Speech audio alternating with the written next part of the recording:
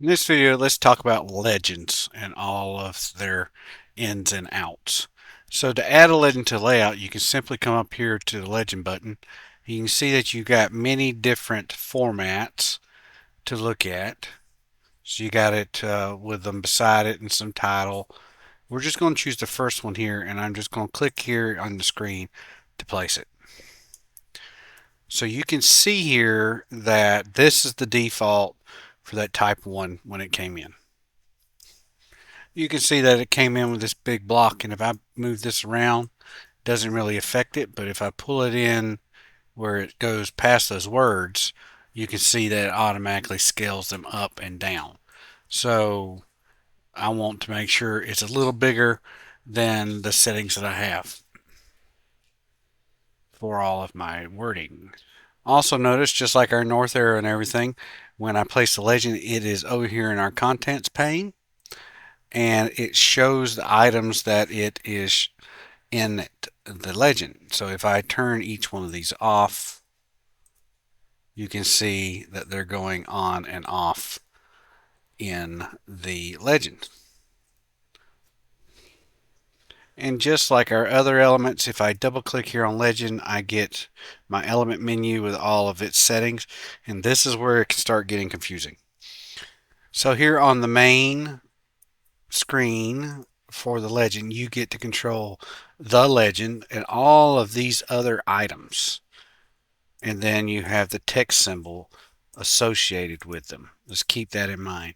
So just here on legend, things of note are the title and whether you want it to be visible. So I turn that off. You can see that it turns the whole legend off. That makes it go bye-bye, same as checking it here.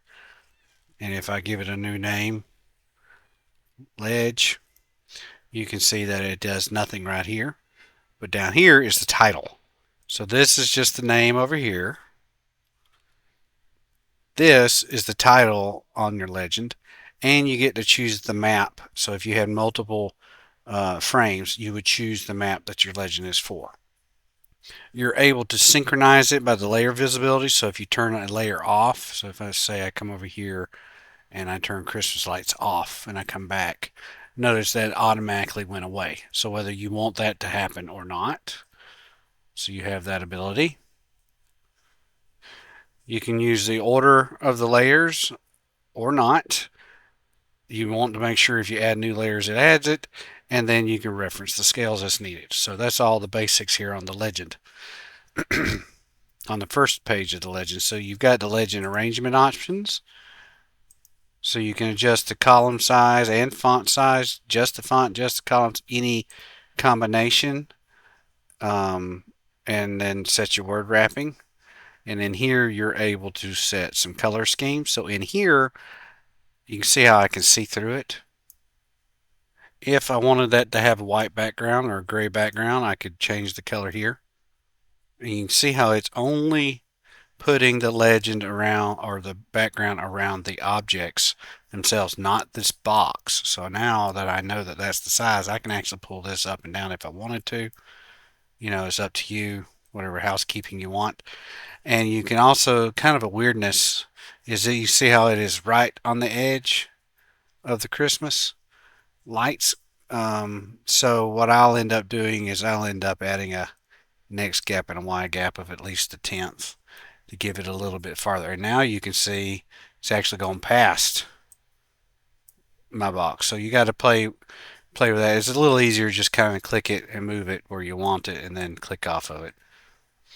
The same for the border. So we'll come in here and we'll set it to a black border. And notice that the border is not at the offset. So if I want them lined up, I've got to make them the same. So now I've got a border and I've got a black white background. And you can move it around. Now I showed you the border in the background, and here's the sizes and where it's hooked to and all of that stuff, just like the other. If I come in here, you can see that background takes us right back to the background color and the outline color, and I can add the outline width of 2. Same commands that we saw in the previous, just in their own little dialogue. So it's however you want to navigate to get to it. Same for the border, because I just set that to a 1 in black. It's there. But notice when I come over here to background, it's 2 because this is the outline of the background. So you get the little bit of a weirdness going on there. This is the border of the legend. This is the outline of the background. So they are not necessarily the same, but you could adjust either one to get your desired result. You also have the ability to manipulate the shadows and the titles.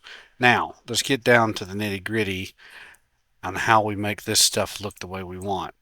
And some that really trips up people.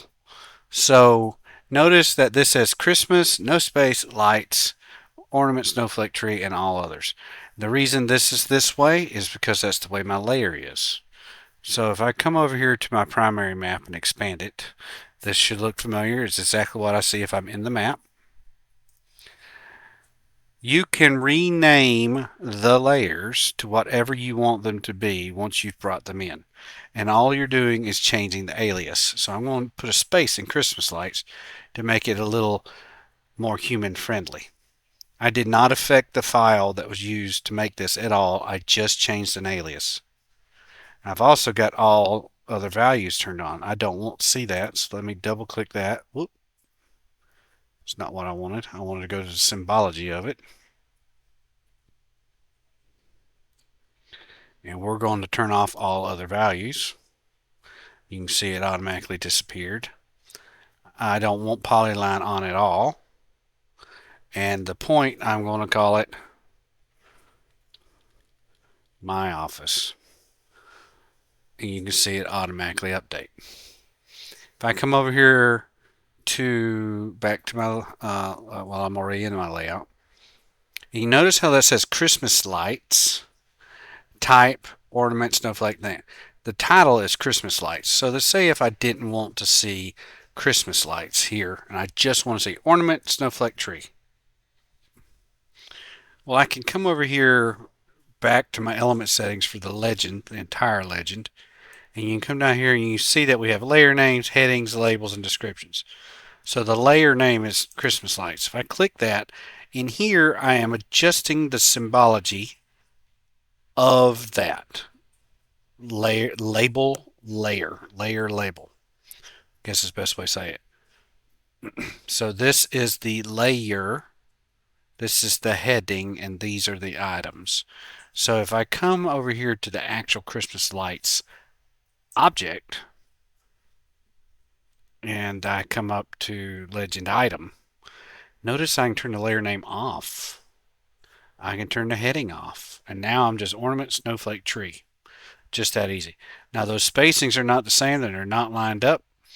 So you might want to manipulate that. You can see I can just actually turn the labels off. The symbols themselves, they call it the patch. And if you come over here, you've got the default simple where it's just the patches, vertical, and you've got horizontal, and you got vertical. Again, default horizontal, vertical.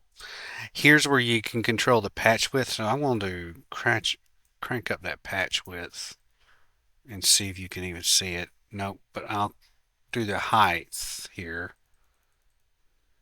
You can see how it moved it farther apart. Imagine a block that is these dimensions that is helping it figure out its spacing. So that's what these settings are for. I think it was 15 before.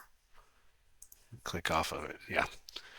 And conversely, I can come over to text symbol and I can change the labels to Arial, and I want them a height of 10. So that's how you can manipulate all of these. And just like everything else, once you get that done, if I go to the legend itself, I can save it as a style so that I'm not always having to put a white background and a black line and turning headings off. You can save it as a style and it'll be available for you to use in the future. That's it really quick. I know it wasn't quick, it's 10 minutes, but I wanted you to see all those pieces and parts because getting these things manipulated to look the way you want often becomes a tedious and more time consuming than making the map itself. If you found this helpful, please click like and feel free to subscribe.